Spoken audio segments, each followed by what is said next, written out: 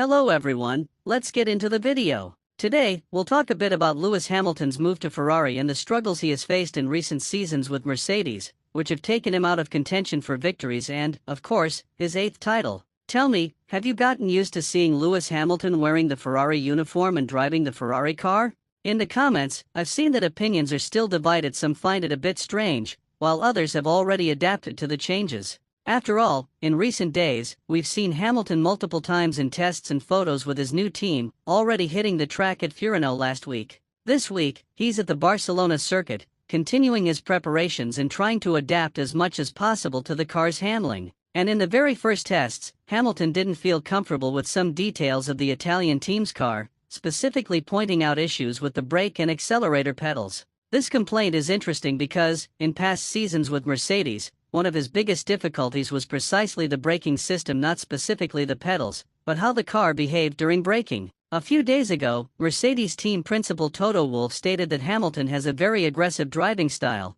braking later than usual and throwing the car aggressively into corners. However, the current Mercedes car hasn't been able to handle this kind of maneuver well, and even the current regulations don't favor this approach. Toto claims that, under the current regulations, the best way to drive is slightly below the limit, something Hamilton doesn't handle very well. So, if he's experiencing brake issues at Ferrari as well, it could indicate that he might struggle to adapt throughout the season. However, according to the Spanish newspaper Marca, Ferrari and Hamilton have set multiple goals for their current tests, with one of the main objectives being to fine-tune the braking system as much as possible. The idea is to make the maneuvers as comfortable as possible so Hamilton can once again drive at the limit or even beyond it, as he has done throughout his career. Even though there were initial issues with the car's pedals, reports suggest that Ferrari has already addressed the problem and made the adjustments requested by Hamilton. In fact, these same sources indicate that Hamilton is very happy with how the Ferrari car feels, especially noting that the braking system is much closer to what he expects from a car compared to what he had at Mercedes.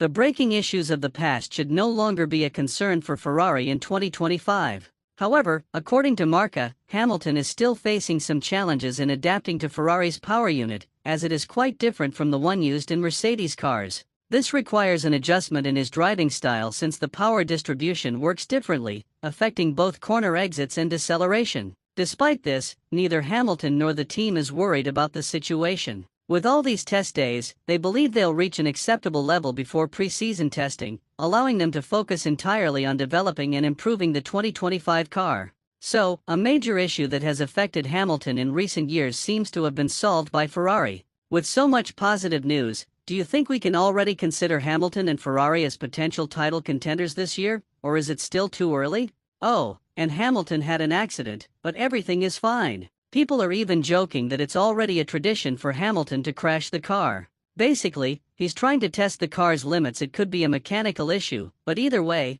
it wasn't a serious crash. However, it was enough to keep Leclerc off the track in the afternoon session. Tomorrow, we should have more details about Pirelli's test, which is being conducted with a modified 2024 car adapted for the 2026 tires. These tests are specifically for the 2026 tires. But it's quite interesting, really interesting to see that Hamilton always seems to crash during these tests. And last but not least, we have some big news, potentially huge. Verstappen to Aston Martin. Journalist Mark Hughes from the race, whose reports we've covered here several times, brought this up. He's a highly respected F1 journalist, and here's what's happening. Speaking on the Race podcast, Hughes said that yes, Verstappen could move to Aston Martin. At first, it seemed like just an opinion. But here's the key part: based on what he has heard in the F1 paddock, discussions are already happening. And this actually started before the recent billion-dollar rumor we previously covered. So this conversation has been going on for a while. Do you remember when Verstappen said in an interview last year when Red Bull wasn't performing well that if the opportunity to join Aston Martin seemed attractive, he would take it?